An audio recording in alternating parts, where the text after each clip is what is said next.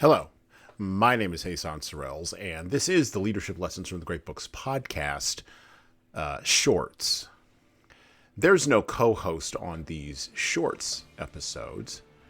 These are now around 2 to 4 minute, sometimes as long as 6 to 10 minute observations, ideas, thoughts, or rants about the literature, philosophy, psychology, and even the theology of leadership. Because listening to me talk about leadership for now around 2 to 4 minutes is still better than reading and trying to understand yet another business book. Even that business book your coworker won't stop raving about because it quote unquote changed their life, but you can't see any difference in their leadership behavior. So how good could that author be?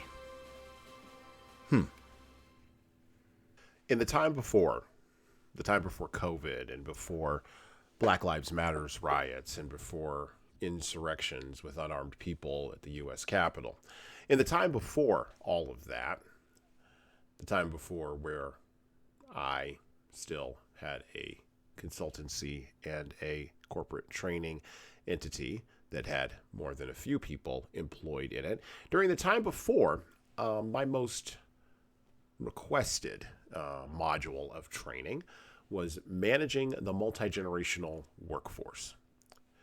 For almost 7 years, I was asked by managers, supervisors, and others the most pressing questions about intergenerational communication, intergenerational competence, and, of course, about how to transfer wisdom and knowledge between people of differing generations inside of the workforce. Now, communication between generations has always been fraught with problems, not only at a societal level, but also at a business level. New people come in, they want to do things a new way or a newfangled way, and of course, people who have been there a long time, the veterans, the folks who would be considered to be quote-unquote old, they're there and they are the repository of wisdom and knowledge until the folks who are currently entering get experience and time underneath their belt, stay a little while, and then become a new variation of the old fogies. They themselves will be, replaced. This cycle continues, and it is a cycle of life. It is so embedded into our cycles of reality that we don't even think about it. But in the early 20th century, with the rise of the internet and social media, with the speed with which communication and cycles of change increasing, it seems as though, or at least it seemed as though at the time, that the lack of communication, the breakdown in communication between generations, was fraught with more peril than ever before. In our time, in our workforce, in the current era in which we are all working, there are 4 generations who have experienced the chaos of the last 25 years and experienced it very differently. First, you have the baby boomers, who were adults, late-stage adults, don't get me wrong, but adults nonetheless, in charge of managing the chaos that started on September 21st, 2001, and continues to today. The next generation after them are, of course, Gen X, who have been the parenting and caregiving generation in the midst of the chaos, being the older brothers and sisters to millennials, and in many cases, the fathers and mothers to Gen Z. Millennials were children during the chaos, or were beginning to come of age. And now these are young men and women who are approaching their 40s and who are itching to take power away, not from Gen X, but from the baby boomers. And finally, Gen Z. Gen Z was born as babies into a chaotic world of social media, podcasting, streaming, social disruption, financial collapse, war, and everything else that you could possibly imagine.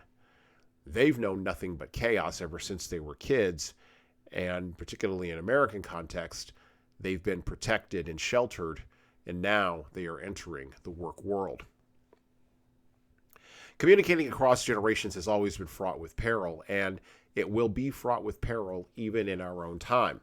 As baby boomers finally retire, as Gen Xers become the old fogies, as millennials become middle-aged and late-stage leaders, and as Gen Z, oh yes, Gen Z, begins to rattle the cages for change, and not Barack Obama change and not George Bush change, but the kind of change that will be sure to freak out their elders. And well, that's it for me. Thank you for listening to the Leadership Lessons from the Great Books podcast today.